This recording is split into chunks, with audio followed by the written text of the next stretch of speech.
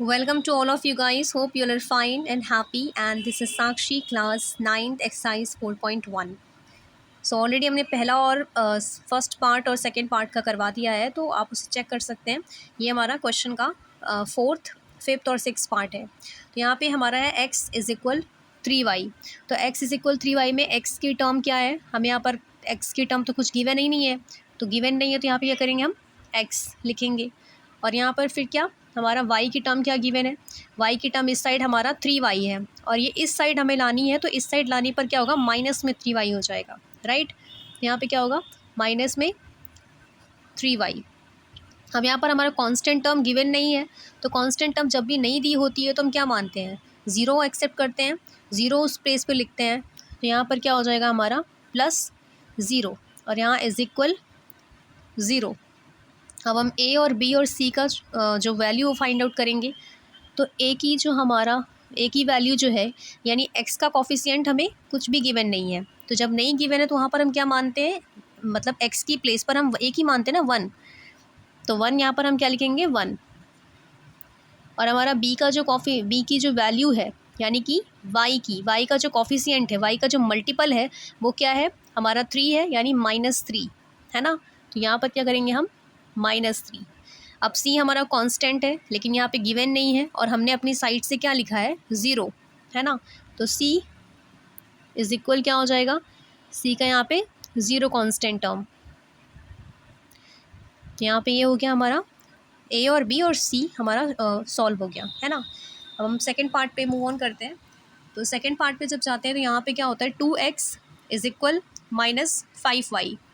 तो यहाँ पर हमारा क्या है, x का जो टर्म है क्या है, x का टर्म 2x गिवन है, 2x, और y का जो टर्म क्या है वो हमारा 5y गिवन है, लेकिन यहाँ पर इस साइड है, तो इस साइड लाने पर क्या हो जाएगा, यहाँ माइनस में है, इस साइड लाने पर हमारा क्या हो जाएगा, प्लस में हो जाएगा, है ना। तो यहाँ पे क्या होगा, +5y, है ना। अब क्या होगा, कांस्टेंट टर्म हमें गिवन नहीं है, तो कांस्टेंट टर्म जब नहीं गिवन होती है तो मैंने पहले पार्ट में बताया था कि वहाँ पे क्या हो जाता है, +0, प्लस में 0 है, यानी कि 0 हम अपने साइड से लगाते हैं, इज इक्वल 0। अब हम वैल्यू को फाइंड आउट करेंगे, a और b, c। तो a का जो वैल्यू है, यानी x का जो कॉफिशिएंट है, सॉरी यहाँ पर जो x का जो कॉफिशिएंट है, यानी कि x का मल्टीपल क्या हो जाएगा, यहाँ पे 2 है ना। b का क्या हो जाएगा, b का हमारा, यानी कि b का जो y का जो कॉफिशिएंट है, y की कॉफिशिएंट क्या है, यानी कि हमारा 5 है, वो भी प्लस में है, तो यहाँ पे 5 हो जाएगी। और c का, यानी c हमारा क्या हो जाएगा, कांस्टेंट होगा, तो कांस्टेंट में हमने अपनी साइड से वैल्यू ली थी 0, है ना। तो क्या लिखेंगे यहाँ पे, 0।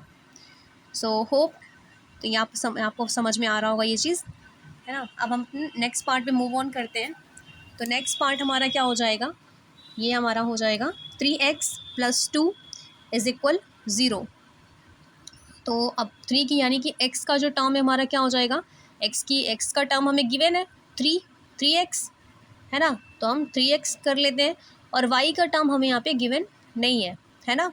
तो यहाँ पे देखो कांस्टेंट टर्म गिवन है, लेकिन y का टर्म हमें गिवन नहीं है। तो क्या करते हैं, जब भी हमें अगर y का टर्म गिवन नहीं होता है तो हम क्या करते हैं, y को 0 से मल्टीप्लाई करते हैं, तो क्या होता है 0y। यहाँ पर हमारी क्या आ जाएगी, 0y का जो टर्म होगा, है ना। तो +0y, क्योंकि हम मल्टीप्लाई करेंगे तब यही आएगा ना 0y।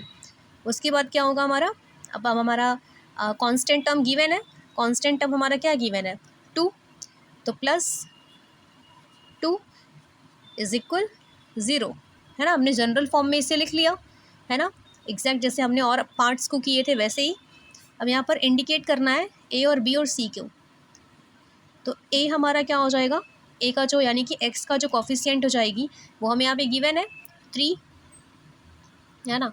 b का जो कॉफिशिएंट हो जाएगी वो क्या हो जाएगी हमारा क्या गिवन है, 0, है ना। 0 गिवन है, हमने 0 यहाँ पर गिवन लिखा है ना।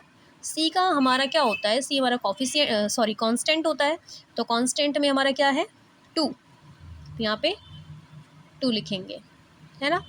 Hope you are getting my point, और आपको ये समझ में आ गया होगा। और अगर कोई डाउट होगी तो यू कैन कॉमेंट, तो आप कॉमेंट कर सकते हो। Okay, see you in my next video.